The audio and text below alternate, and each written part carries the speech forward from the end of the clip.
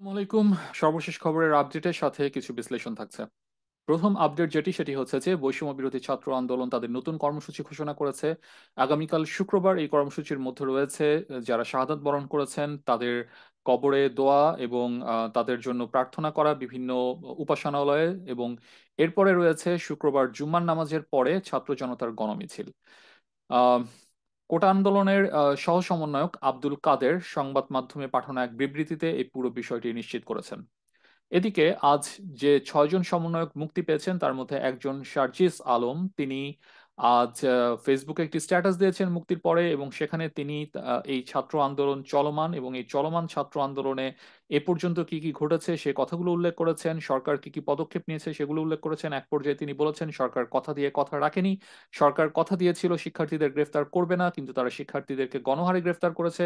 সরকার কথা দিয়েছিল যে অহিংস আন্দোলনে কোনো ধরনের বাধা সৃষ্টি করা হবে না, কিন্তু সরকার প্রতি পদে পদে যে কোনো অহিংস আন্দোলন, এমনকি পদযাত্রা গণমিছিলের মতো আন্দোলনেও সরকার বাধা সৃষ্টি করছে। এছাড়া তিনি উল্লেখ করেছেন যে সেতু ভবন এবং জাহাঙ্গীরনগর বিশ্ববিদ্যালয়ের মধ্যে এত বড় দূরত্ব থাকা সত্ত্বেও, এত লম্বা দূরত্ব থাকা সত্ত্বেও সেতু ভবন ধ্বংসে বা সেতু ভবনে আগুন দেওয়ার মামলা, সেইখানে জাহাঙ্গীরনগর বিশ্ববিদ্যালয়ের সমন্বয়ক আরিফ সোহেলকে আসামি করা হয়েছে। এছাড়া তিনি উল্লেখ করেছেন ব্র্যাকের সাবেক শিক্ষক আসিফ মাহতাবের কথা, এরকম আরো কয়েকজনের কথা তিনি উল্লেখ করেছেন যাদের মুক্তি দাবি করেছেন। এবং শেষ পর্যায়ে তিনি বলেছেন যে ছয়জন সমন্বয়ককে মুক্তি দেওয়াটাই এই আন্দোলনের একান্ত বা চূড়ান্ত পরিণতি না, এই আন্দোলন এখন বিস্তৃত এবং তাদের 9 দফা দাবি পূরণ না হওয়া পর্যন্ত এই আন্দোলন চলবে। এটি ছিল বৈষম্য বিরোধী ছাত্র আন্দোলনের পক্ষ থেকে তাদের আগামীকালকের কর্মসূচি, এবং শারজিস আলম যিনি অন্যতম সমন্বয়ক ছিলেন তার একটি ফেসবুক স্ট্যাটাস বা তাদের অভিমত। এই জায়গাটি একটু বিশ্লেষণের দাবি রাখে। এই জায়গাটি বিশ্লেষণের দাবি রাখে এই কারণে যে আজ আমি যখন নিপীড়ন বিরোধী শিক্ষক সমাজের যে মানববন্ধনটি দেখছিলাম অপরাজয় বাংলার পাদদেশে, এবং সেখানে বৃষ্টির মধ্যে ভিজে শিক্ষকরা সেখানে কথা বলছিলেন, এবং সেই কথা বলার এক পর্যায়ে আসিফ নজরুল স্যার কথা বললেন এবং তিনি বললেন যে বিভিন্ন দিক থেকে এখন হচ্ছে আহ, এই সরকারের পতনের জন্য বলা হচ্ছে, 1 দফা দাবিতে পতনের কথা বলা হচ্ছে। এবং তিনি বললেন যে যদি এই সরকার বিচার করতে না চায়, বিচার করতে না পারে, এই হতাহতের দায় দায়িত্ব না নেয়, বিচার না করে, এবং শিক্ষার্থীদের নিরাপত্তা দিতে না পারে, তাহলে তারাও এই সরকার পতনের আন্দোলনে যাবেন। এই জায়গাটাতে আমার একটু দ্বিমত আছে। স্যারের প্রতি পূর্ণ সম্মান রেখে বলছি, আপনি যে কাজ করছেন সেটি অসাধারণ কাজ করছেন। আপনারা যারা শিক্ষক আছেন তারা ছাত্রদের অভিভাবক। তবে আমি আপনাকে একটুখানি স্মরণ করিয়ে দিতে চাই যে এই সরকার তো ডিনায়াল স্টেজে প্রথম থেকেই আছে। আপনি যদি খেয়াল করেন বিষয়টা, 24শে জুলাই নৌপরিবহন প্রতিমন্ত্রী, 24শে জুলাই বুধবার নৌপরিবহন প্রতিমন্ত্রী একটি মিটিং এ বলেছেন যে বিএনপি জামাতের সন্ত্রাসীরা পুলিশের পোশাক গায়ে দিয়ে তারা হচ্ছে এই মানুষগুলোকে এই ছাত্র জনতার উপরে গুলি চালাচ্ছে। তাহলে তারা তো পুলিশকে দায় মুক্তি দেওয়ার জন্য তাদের যে ডিনায়াল ফেজ, তারা তো সেই ডিনায়াল ফেজে এখনো আছে। সো এটির সাথে যদি যোগ করি 26শে জুলাই শুক্রবার ওবায়দুল কাদের বলেছেন যে এই সমস্ত শিক্ষার্থীদেরকে গুলি করেছে জামাত শিবিরের সন্ত্রাসীরা। এবং এ পর্যন্ত আমি সবিনয়ে বলতে চাই স্যার আপনাকে, যদি আপনি দেখেন যে এ পর্যন্ত আজকে প্রথম আলো রিপোর্ট আপনি অবশ্যই পড়েছেন যে 64টি হত্যা মামলার মধ্যে 34টি হত্যা মামলার রিপোর্ট প্রথম আলো পেয়েছে, এজাহার পেয়েছে, এবং সেখানে তারা দেখিয়েছে যে একটা রিপোর্টেও এখনো পর্যন্ত বলা হয়নি যে এখানে পুলিশ কোনো গুলি করে কোনো সাধারণ শিক্ষার্থীকে মানুষকে হত্যা করেছে। আজকে শেখ হাসিনা পর্যন্ত বলেছে যে শিশুর গায়ে, বারান্দায় অবস্থানরত শিশুর গায়ে গুলি লাগলো কি করে।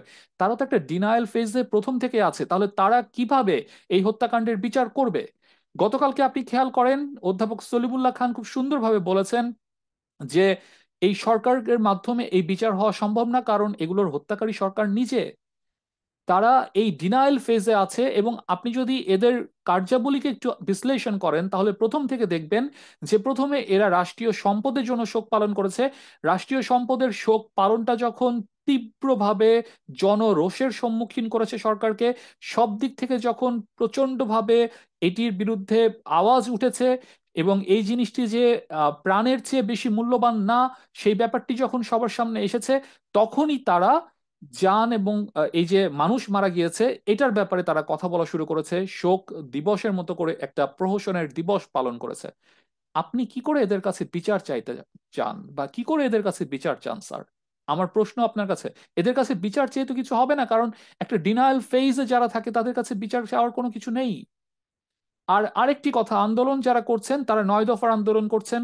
আমি এটাতে আমি ওয়াকিবহাল যে আপনারা 9 দফার আন্দোলন করছেন।